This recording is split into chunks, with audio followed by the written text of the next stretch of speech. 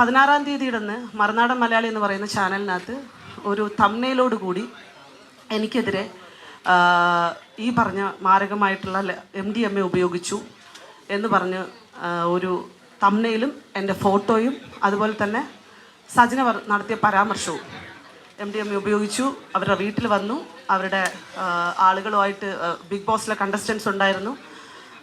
എന്നിട്ട് എൻ്റെ ബ്ലഡ് ടെസ്റ്റിന് റിപ്പോർട്ട് ചെയ്യാൻ വേണ്ടിയിട്ട് വിളിക്കുന്നു, അത് ചലഞ്ച് ചെയ്തുകൊണ്ട് വിളിക്കുന്നു. എൻ്റെ ബ്ലഡ് ടെസ്റ്റ് നടത്തണം, എൻ്റെ ഹെയർ ടെസ്റ്റ് നടത്തണം, അല്ലെങ്കിൽ എൻ്റെ MDMA ഞാൻ ഉപയോഗിച്ചില്ല എന്ന് പ്രൂവ് ചെയ്യുന്ന ടെസ്റ്റ് നടത്തണം എന്ന് പറഞ്ഞ് ആദ്യം ഒരു വീഡിയോ ഇടുന്നു.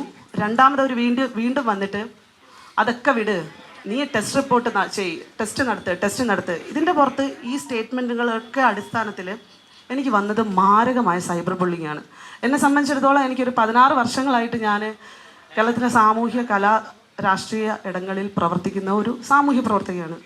ഞാൻ എൻ്റെ പ്രൊഫഷൻ പോലും മാറ്റിവെച്ചും ഞാനൊരു സാമൂഹ്യ പ്രവർത്തക എന്ന ലേബിൾ തന്നെയാണ് ഞാൻ അറിയപ്പെടാനും ആഗ്രഹിക്കുന്നത്. ഞാൻ ചെയ്തുകൊണ്ടിരിക്കുന്ന പണികളും ഏറ്റവും കൂടുതൽ അതാണ്. കേരളത്തിലെ മൈനോറിറ്റികളായിട്ടുള്ള മനുഷ്യർക്ക് വേണ്ടിയിട്ടും ഇവിടുത്തെ ലിംഗലൈംഗിക ന്യൂനപക്ഷങ്ങളായിട്ടുള്ള ആൾക്കാർക്ക് വേണ്ടിയിട്ടും സ്ത്രീകൾക്ക് വേണ്ടിയിട്ടും കുട്ടികൾക്ക് വേണ്ടിയിട്ടൊക്കെ സംസാരിക്കുന്ന ഒരാളാണ് ഞാൻ. എൻ്റെ അഭിപ്രായങ്ങൾ ഞാൻ എല്ലായിടത്തും തുറന്നു പറഞ്ഞിട്ടുമുണ്ട്. പക്ഷേ ഇങ്ങനെ ഞാൻ നിലകൊള്ളുമ്പോഴും എൻ്റെ പ്രതികരണ മനോഭാവം കൊണ്ടോ എൻ്റെ അഗ്രസീവ്നെസ് കൊണ്ടോ എന്നെ കുറ്റപ്പെടുത്തുന്നതോ എന്നെ വിമർശിക്കുന്നതിലോ എനിക്ക് തെറ്റില്ല. പക്ഷേ ഇത്രയും വലിയൊരു അലിഗേഷൻ എനിക്കെതിരെ വെക്കുമ്പോൾ ഞാൻ സമൂഹത്തിൻ്റെ മുമ്പിൽ ഞാനത് പ്രൂവ് ചെയ്യേണ്ട ബാധ്യത എനിക്ക് വന്നിരിക്കുകയാണ്.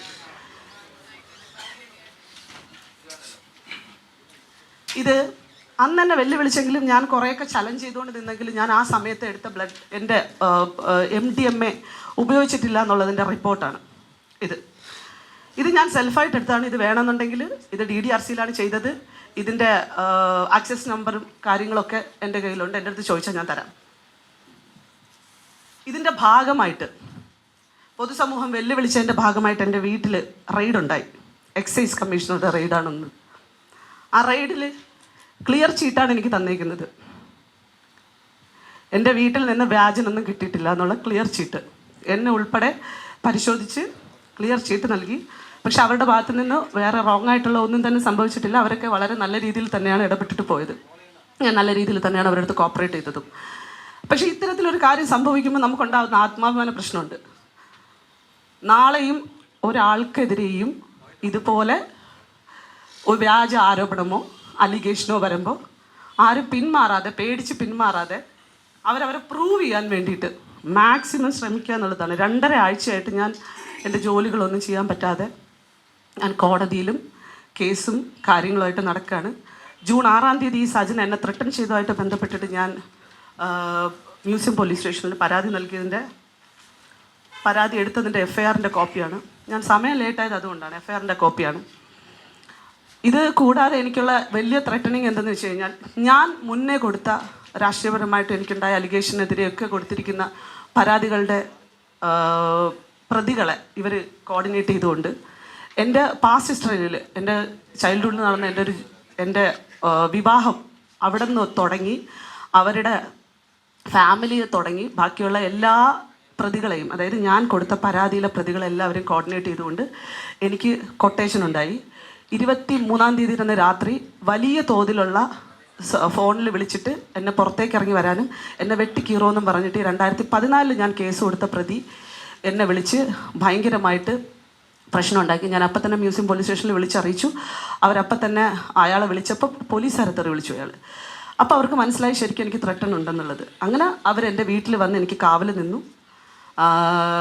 ഈ പോലീസുകാരുടെ ഒരു സപ്പോർട്ട് ഉള്ളത് കൊണ്ടിട്ട് എനിക്കൊന്നും തന്നെ സംഭവിച്ചില്ല. പിറ്റേ ദിവസം ഞാൻ FIR ഇടാൻ വേണ്ടി കേസ് കൊടുക്കുകയും FIR ഇടുകയും ചെയ്തു.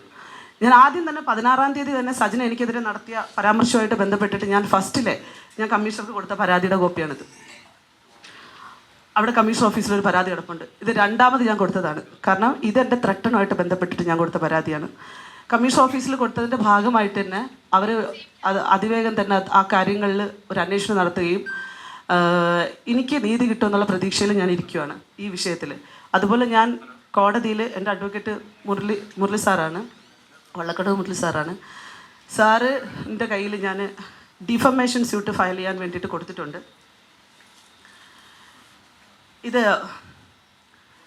ഇവർക്ക് എൻ്റെ അടുത്ത് ഉണ്ടാകുന്ന ഒരു പ്രശ്നം, ശരിക്കും ഈ സജനയ്ക്ക് എൻ്റെ അടുത്ത് ഉണ്ടായ ഇഷ്യൂ എന്ന് പറയുന്നത് റസുൽ പൂക്കുട്ടി സജന 2 പേര് തമ്മിലുള്ള ബന്ധം, അവരുടെ വളരെ പേഴ്സണലായിട്ടുള്ള ബന്ധം അത് സമൂഹ മാധ്യമങ്ങളിൽ അവർ തന്നെ പബ്ലിഷ് ചെയ്തിട്ട്, സജന തന്നെ പബ്ലിഷ് ചെയ്തിട്ട് ആ വിഷയം സോഷ്യൽ മീഡിയ ചർച്ചയായ സമയത്ത് അതിൽ നിന്നൊന്ന് മറയ്ക്കാൻ വേണ്ടിയിട്ടാണ് എന്നെ കരുവാക്കിക്കൊണ്ട് ഈ വിഷയം അവരെനിക്കെതിരെ ഇട്ടത്. അതിനൊരു റീസൺ ഉണ്ടായത്, റസൽ പൂക്കുട്ടിയുടെ ഭാര്യ ഈ വിഷയം അറിഞ്ഞു കഴിഞ്ഞാൽ ഉണ്ടാവുന്ന പ്രശ്നത്തെ പറ്റിയിട്ടും അവർക്കൊപ്പമേ നിൽക്കാൻ പറ്റുള്ളൂ എന്നുള്ള രീതിയിലുള്ള സ്റ്റാൻഡ് ഞാൻ എടുത്തതിൻ്റെ പേരിലാണ് എനിക്ക് ഇത്രയും വലിയൊരു അലിഗേഷൻ ഉണ്ടായത്. അവരുടെ പ്രൈവസികളിൽ ബന്ധപ്പെടുന്ന ഒരാളെ അല്ല. ഈ റസൽ പൂക്കുട്ടി എന്ന് പറയുന്ന ആൾ ഈ സ്ത്രീയുമായി ബന്ധപ്പെട്ടിട്ടുള്ള പല പ്രശ്നങ്ങളുമായി ബന്ധപ്പെട്ടിട്ട് അവരുടെ സൂയിസൈഡൽ അറ്റംപ്റ്റിന് ശ്രമിക്കുക, അവർ പലതരത്തിലുള്ള മാനിപ്പുലേഷൻ കാണിക്കുക, ഇതുമായിട്ടൊക്കെ ബന്ധപ്പെട്ടിട്ട് അവർ പെട്ടെന്നൊരു സഹായം എന്നുള്ള നിലയിലാണ് നമ്മളെയൊക്കെ വിളിച്ചിട്ടുണ്ടായിരുന്നത്. അങ്ങനെ മാത്രമാണ് ഈ സ്ത്രീയായിട്ടുള്ള എനിക്കുള്ള ബന്ധം പോലും നടക്കുന്നത്. ഏറ്റവും പുതിയ വാർത്തകളും വിശേഷങ്ങളും വിരൽത്തുമ്പിലറിയാൻ സീ മലയാളം ന്യൂസ് എല്ലാ ഡിജിറ്റൽ പ്ലാറ്റ്ഫോമുകളിലും ലഭ്യം.